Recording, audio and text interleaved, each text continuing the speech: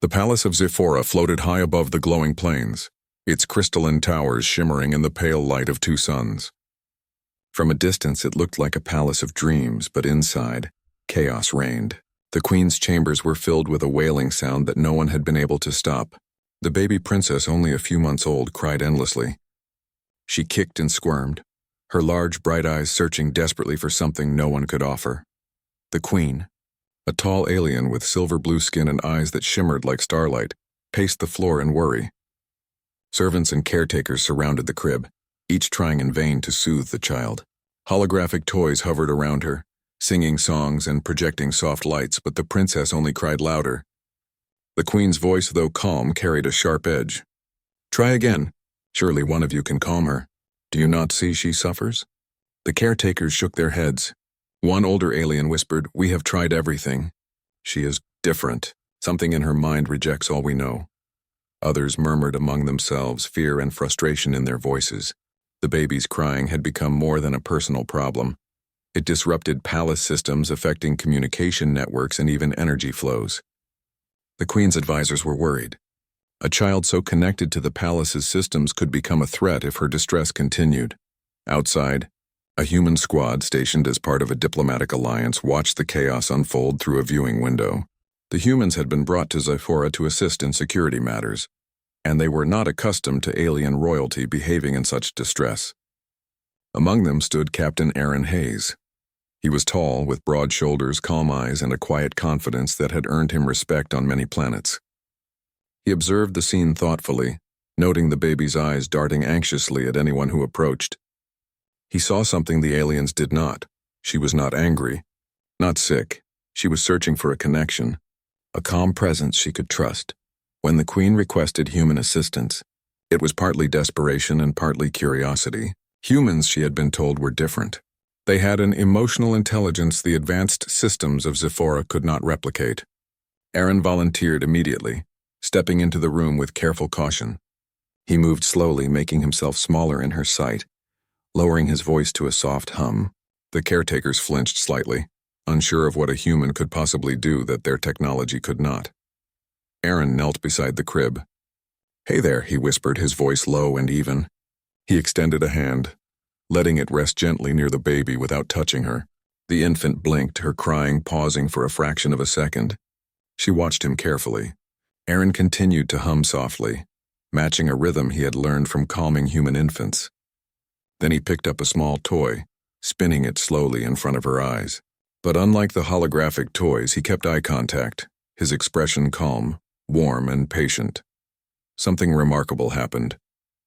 The baby's tiny fingers reached out, brushing Aaron's hand. Her cry softened. She blinked and tilted her head as if recognizing him.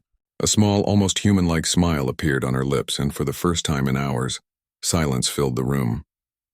The caretakers exchanged astonished looks. The queen herself stepped closer, eyes wide with surprise. "How?" she murmured. Aaron shook his head gently.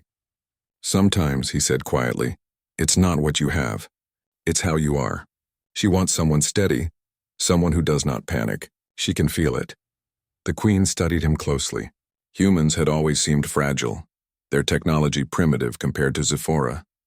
Yet here was proof that their strength lay elsewhere, in empathy, in presence, in courage. The baby cooed now, reaching for Aaron's face.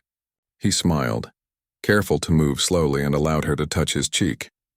The room, once filled with frustration and panic, seemed to breathe with relief. However, not everyone was pleased. In the corners of the room, some advisors whispered to each other, their voices low but sharp with suspicion. They saw a human wielding influence over the royal infant as a potential threat. One particularly stern official muttered, "A human influencing the princess? This cannot be allowed. What if she becomes attached to him?" Others nodded, worry etched in their features. Trust in humans had always been tentative, and now it was being challenged by something simple yet profound: a baby's choice. Aaron sensed the tension but chose not to respond. Instead, he focused on the infant. He picked her up carefully, cradling her in his arms. She relaxed completely, her small body warm against him. The queen watched, astonished at how naturally the baby responded to this human soldier. It was more than a connection.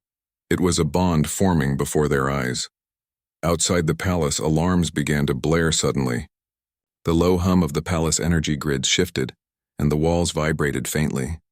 The baby stirred in Aaron's arms, a flicker of distress crossing her face. He held her tighter. "It's okay," he murmured. "I'm right here." The palace security team rushed in. "Sabotage!" one officer shouted. "Someone is trying to breach the lower levels. We don't know who or why." The queen's face paled. The baby began to cry again, but this time it was different, urgent, sensing danger beyond the nursery. Aaron tightened his hold, rocking her gently. His calm presence began to reach her again, her cries softening into whimpers. "Captain Hayes," the queen said, her voice urgent but composed, "you must take her to a secure location now." Aaron nodded. He moved quickly yet carefully, carrying the princess through the labyrinthine corridors. The palace shimmered with technology, automated doors, energy shields, floating patrol drones, but none of it mattered to the baby. She responded only to his presence. He whispered softly, telling her stories of faraway worlds, of stars, of brave humans who had faced impossible odds. Slowly, her wide eyes relaxed, and she snuggled into him, trusting completely. Meanwhile, the saboteurs moved silently through the lower levels.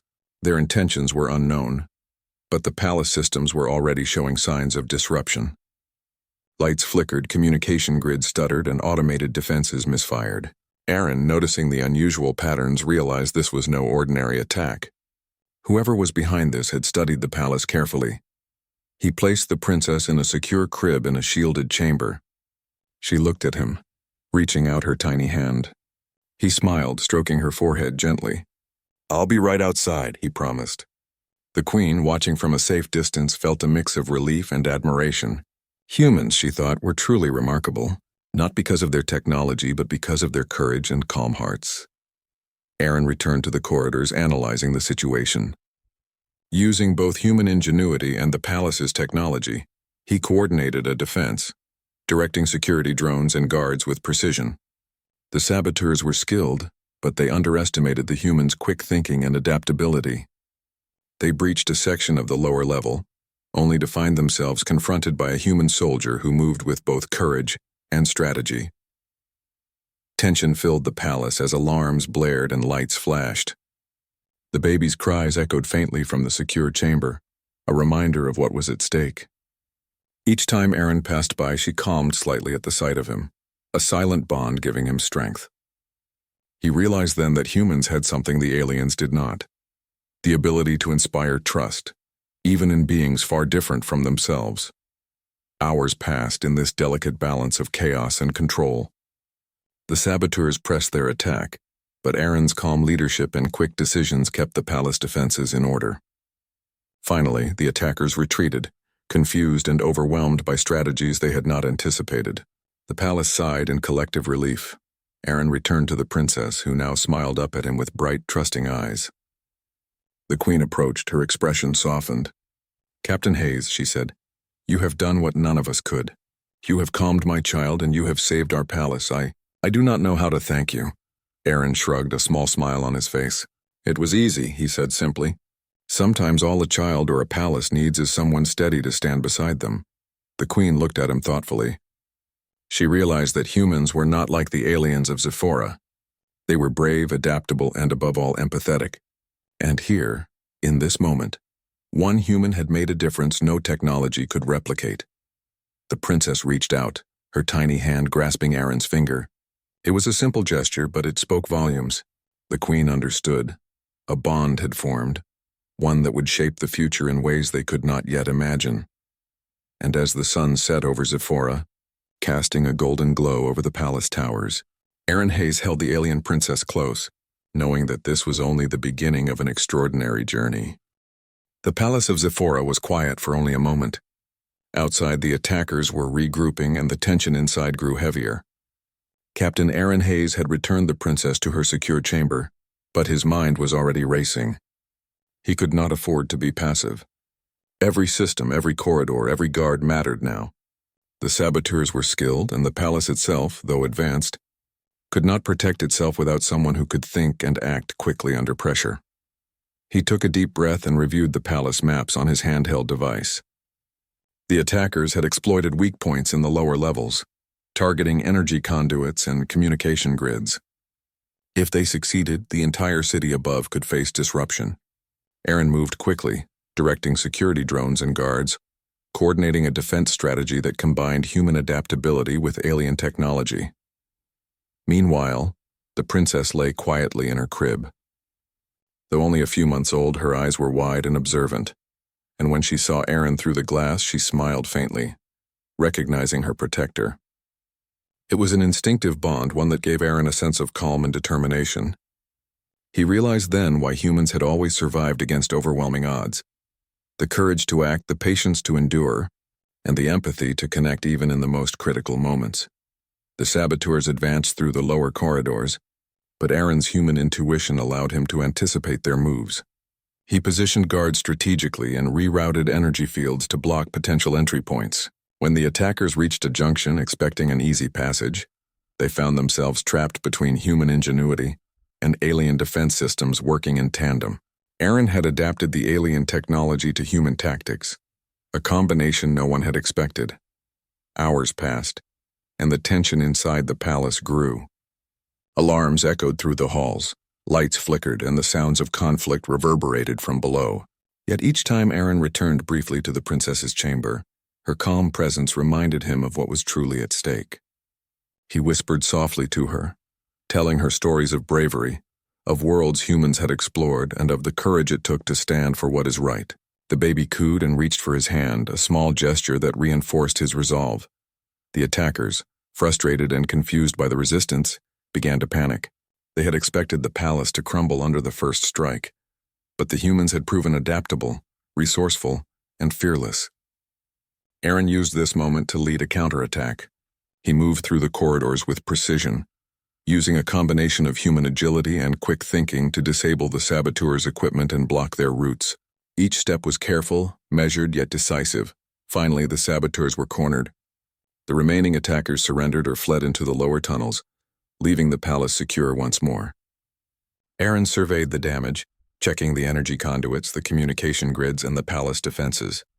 The systems were damaged but recoverable. His focus then shifted immediately back to the princess, who had been watching the events unfold with alert curiosity. She reached out, her small hand grasping his finger again, and he smiled. The queen approached, her eyes reflecting both relief and admiration. "Captain Hayes," she said softly, "your actions have saved my child, and you have saved our palace. You have done what no other could have done. I am deeply grateful." Aaron shook his head. "It was not just me," he said. "It was the guards, the technology, and a little help from someone very brave over here." He gestured to the princess, who cooed and waved her tiny hands.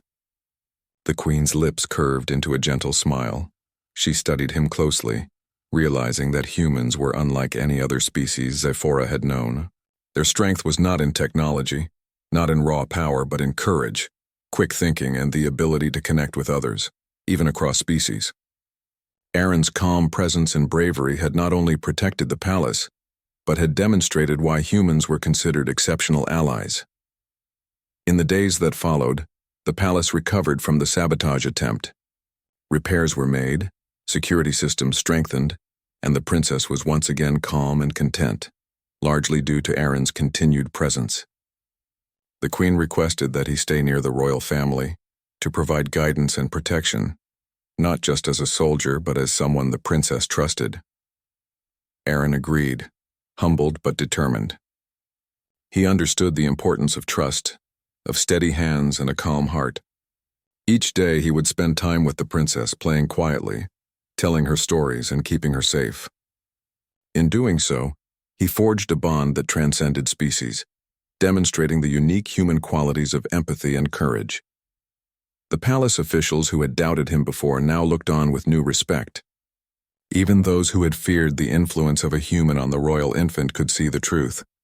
Aaron's presence brought stability, hope, and protection. In the human way, he led not by fear or domination, but by example, by care, and by calm courage in the face of danger. One evening, as the sun set and the palace glowed in soft golden light, the queen approached Aaron and the princess in the nursery. The infant laughed, reaching out to Aaron's face, her trust complete. The queen spoke, her voice filled with sincerity. You have proven something extraordinary. Humans, they are not only brave, but they inspire trust, hope, and courage. My daughter will remember this. We will remember this. Aaron smiled, holding the princess gently. It is easy, he said quietly. All she needs is someone to be steady, someone who will not panic, someone who will care. That is what humans do. We care and we act. The queen nodded. In that moment, she understood why humans had become such valued allies across the galaxy. Their strength was not just in their hands or weapons, but in their hearts and minds. They could inspire, protect, and unite in ways that no machine or alien technology could replicate. As night fell over the palace, the baby lay quietly in Aaron's arms, finally asleep. The queen watched them, feeling a deep sense of gratitude. A human soldier had not only saved her daughter, but had shown her family the true meaning of courage, empathy, and connection. And Aaron, holding the alien princess gently, knew that this was only the beginning. There would be more challenges ahead, more dangers to face, and more opportunities to show the human spirit at its finest. But for now, the palace was safe, the princess was calm, and a bond had been forged that would last far beyond the events of this day. In the silence of the nursery, broken only by the soft breathing of a sleeping child, the queen whispered softly to herself, "Humans? Perhaps they are exactly what we need." And in that quiet moment, the palace of Zephora seemed to shimmer with new hope, illuminated not just by alien suns, but by the extraordinary courage and empathy of a single human being.